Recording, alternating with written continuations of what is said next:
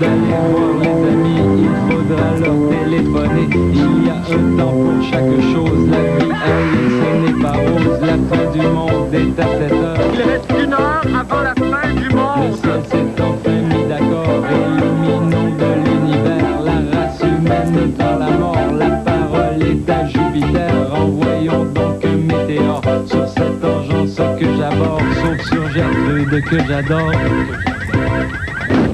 Mardi 2 février 1999, en plein jour de la marmotte, une tempête de verglas s'abat sur le sud du Québec. Ce n'est rien.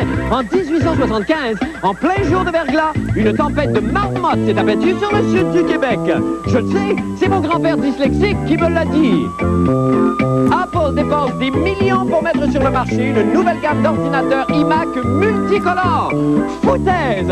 Laissez-moi rentrer dans un pet shop avec un galon de Crown Diamond et je vous peinture n'importe quelle souris de la couleur que vous voulez. Du monde, mesdames et messieurs, tout d'abord, des nouvelles de moi. Eh bien, vous savez qu'aujourd'hui, c'est le jour de la marmotte. Yeah! Alors, j'ai fait mon arbre, ma dinde est dégelée, j'attends des cadeaux.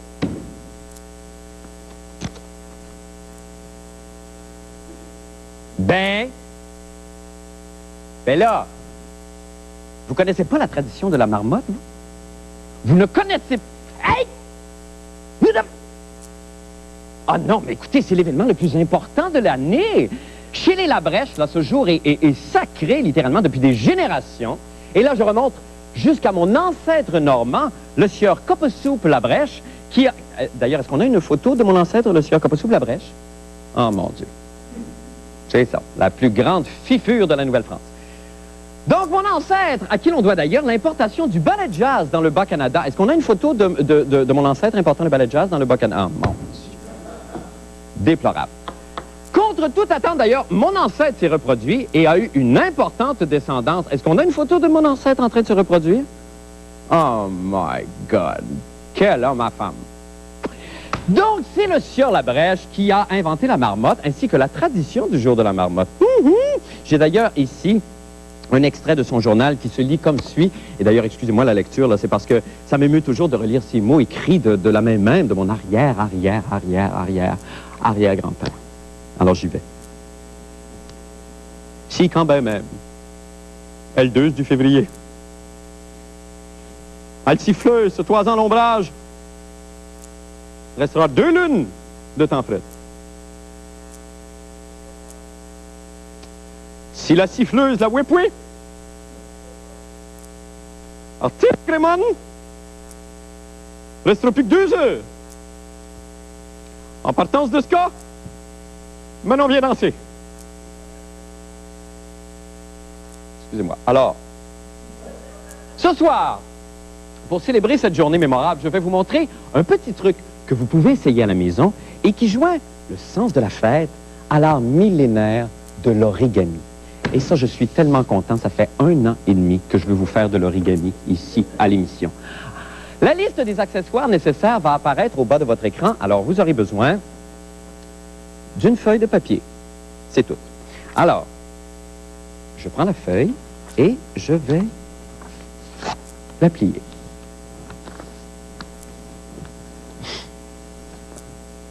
Et la replier à nouveau. Bon, je vous recommande de toujours avoir un extincteur à portée de la main en cas d'urgence et, si c'est possible, de porter des verres de sécurité. En pliant une fois de plus la feuille et son propre revers, on obtient ce qui fera sans aucun doute le bonheur des enfants ou, si vous voulez, un original centre de table pour le réveillon de la fête du jour, c'est-à-dire une jolie marmotte! Ah! Une jolie marmotte que je baptise Gisèle. Bonjour Gisèle! Oh non, mais c'est réussi ça quand même. Coucou Gisèle! Coucou! Coucou Gisèle! Vous prétend. Et puis allez donc tout chez le gars, bâtard, il se passe rien. Il se passe rien. Ça fait 20 minutes que je parle des marmottes. Je m'en torche de la fête de la marmotte. Il n'y a rien dans les nouvelles aujourd'hui, bâtard. Il n'y a pas une maudite élection. Il n'y a pas de scandale. Il n'y a pas de poivre sur personne. Puis l'autre, la voleuse de camp, elle attend. Elle n'a pas besoin de foulard. Puis les Winsky, elle, ça fait 6 mois qu'elle s'est rien rentrée nulle part. C'est grave, ça! Là, si au moins j'avais le guts d'insulter Jocelyne Cazin. Mais non! Oh, chicken. Ah, s'il vous plaît, faites de quoi, là? C'est un ennui total! Shit. Maintenant, pour les nouvelles de la fin du monde, eh bien, vous savez, je suis un homme d'élégance et de bon goût. On ne compte plus les modes que j'ai lancés. Et je tiens cela, évidemment, de mon ancêtre, le sieur Coppa-Soupe-Labrèche, qui, même à l'époque de la colonisation, faisait tourner littéralement les têtes. Est-ce qu'on a une photo, d'ailleurs, de mon ancêtre Coppa-Soupe-Labrèche faisant tourner les têtes? Ah, shit. Ben oui. Ne fut-il pas le premier top modèle à oser porter un string en raccoon passer l'action de grâce? Ah, ah! Deux mots. Outrageous! Cependant, jusqu'à ce jour, mon insatiable besoin d'esthétisme était inassouvi, et cela à cause, vous savez quoi? De la couleur de mes appareils informatiques. Oh mon Dieu, que de beige, mon doux que de beige. À un tel point que certains de mes amis m'avaient surnommé, en cachette, beige. Ça fait mal. Mais ma vengeance sera terrible. Ils vont tâter de mon courroux. En effet, fini le beige, grâce au lancement de l'ordinateur iMac Tutti Frutti de Apple, qui propose 5 chatoyantes couleurs, c'est-à-dire limette, tangerine,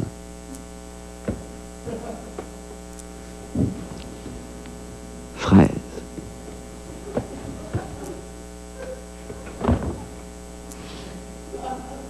raisin,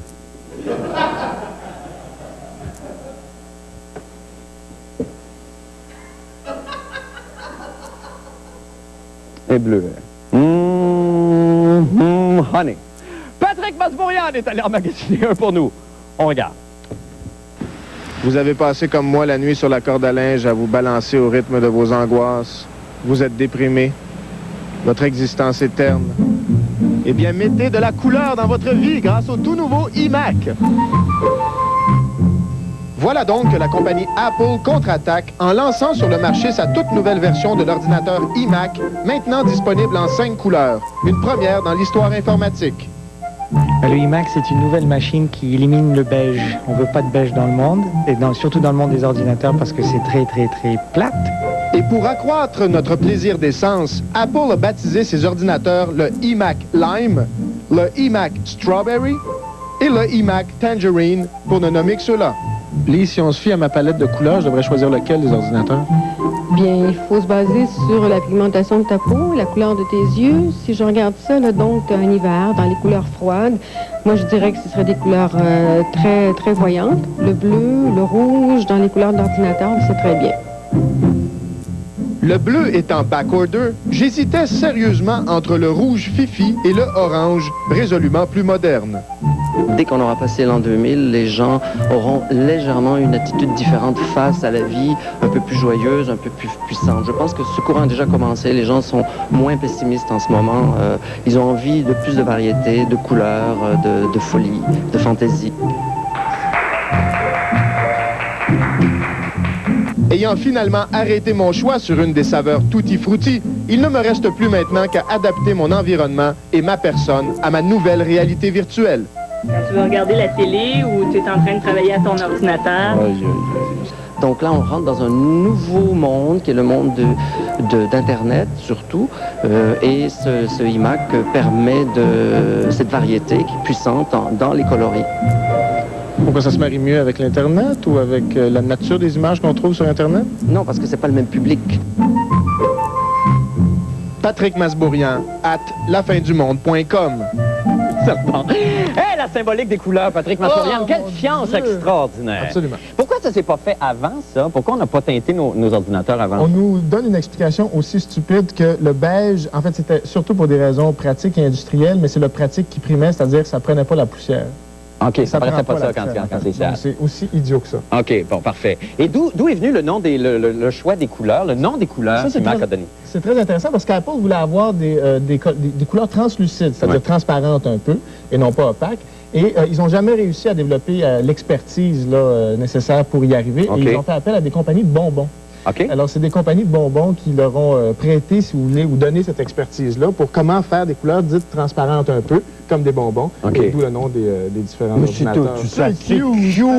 Mais là, ça s'adresse donc... les iMac, ce que j'ai appris aujourd'hui, ce que je savais pas, et vraiment je m'en doutais pas, c'est que le iMac est l'ordinateur le plus vendu aux États-Unis, a repris la première place. C'est ça, c'est-à-dire que le premier, ça, c'est la nouvelle génération. Ils en ont fait ils en ont sorti un premier modèle il y a, je sais pas, vers l'automne, je crois, peut-être plus longtemps que ça, oui. Et ils en ont vendu en 3 mois à peu près 1 million. Et ça a positionné définitivement Apple sur le marché, en fait, du côté des gros joueurs. Oui, mais ils continuent quand même de viser le monde qui font de la post-production, de films, les musiciens aussi qui travaillent beaucoup en Mac. Je pense qu'à la base, l'idée principale, c'est-à-dire la philosophie qu'il y a derrière, ça vient de là, tu sais, c'est-à-dire que le PC a définitivement dominé le marché destiné, en fait, au monde des affaires. Et effectivement, Apple est resté un joueur important du côté des gens, le design graphique, la post-production, comme vous avez dit, etc., etc. Donc, tous les artistes. C'est ces gens-là qu'on essaie de séduire avec ça. OK. Merci beaucoup, Patrick Masbourian. Bonne fin de soirée. Allons faire une petite pause et revenez donc quand nous aurons d'autres nouvelles.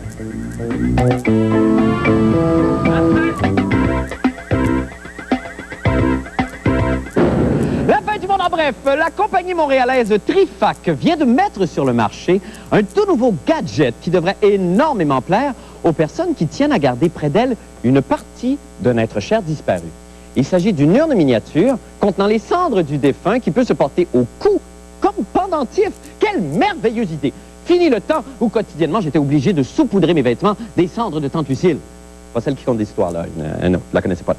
Pour ceux et celles qui n'ont pas choisi l'incinération, on propose d'autres types de funestes breloques. Ainsi, on retrouve, pour grand-mère, quelque chose de sobre. Comme un pied.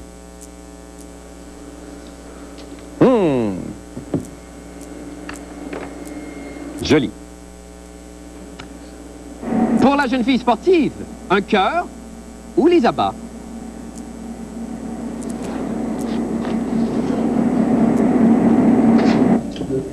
Et pour les jeunes hommes délicats, la boucle d'oreille avec coccyx est toujours de mise.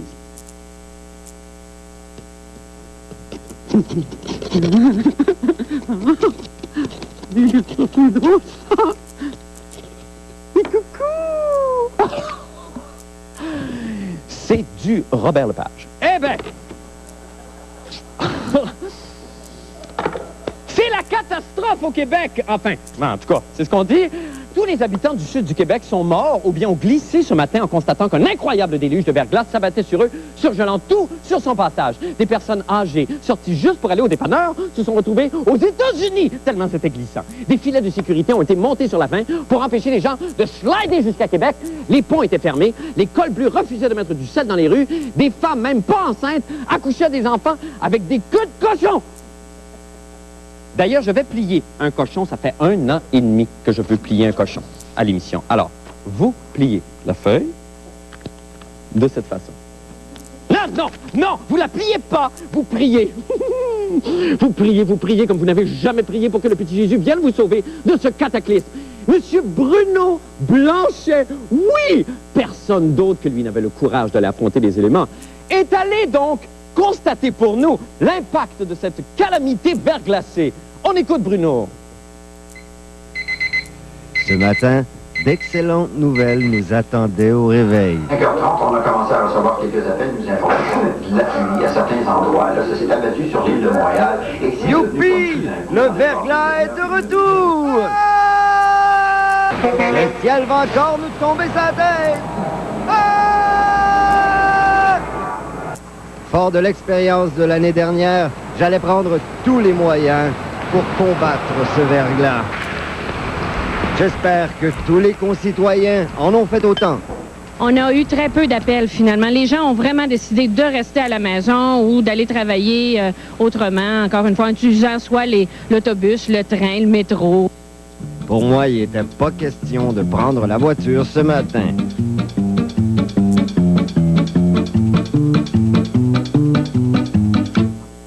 Oh non, j'ai pas fait affiler mes patins! première chose, s'il y en a qui n'ont pas encore réalisé l'importance d'avoir 4 pneus d'hiver, je pense qu'aujourd'hui, là, c'est la journée parfaite pour s'en rendre compte. 4 pneus d'hiver, c'est vraiment à ce point important. Si on faisait une analogie, si j'allais acheter le journal au coin de la rue, je ne penserais jamais à mettre une botte d'hiver puis une pantoufle. Alors, c'est la même chose. Des bonnes bottes d'hiver antidérapantes et non pas là, des pantoufles pour d'autres saisons ou pour rester à la maison. 4 pneus d'hiver, c'est vraiment ce qu'il y a de mieux. Mais le plus important quand on décide de prendre sa voiture est de bien déglacer ses vitres. Toutes ses vitres.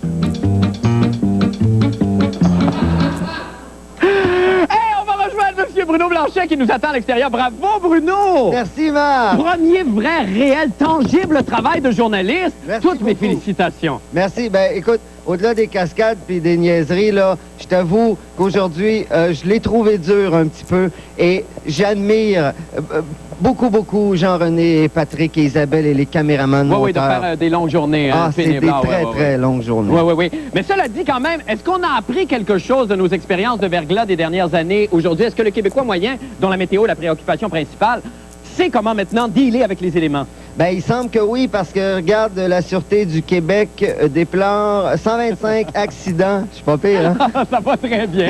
200 sorties de route sans aucun blessé. Oui. Ça veut dire que les gens roulaient pas très vite. Hein? On va tirer des conclusions. Et par une journée de beau temps, il y a 10 à 15 accidents. Donc, il y a eu beaucoup d'accidents, pas du tout de blessés. Et c'est écrit aujourd'hui, c'est exceptionnel.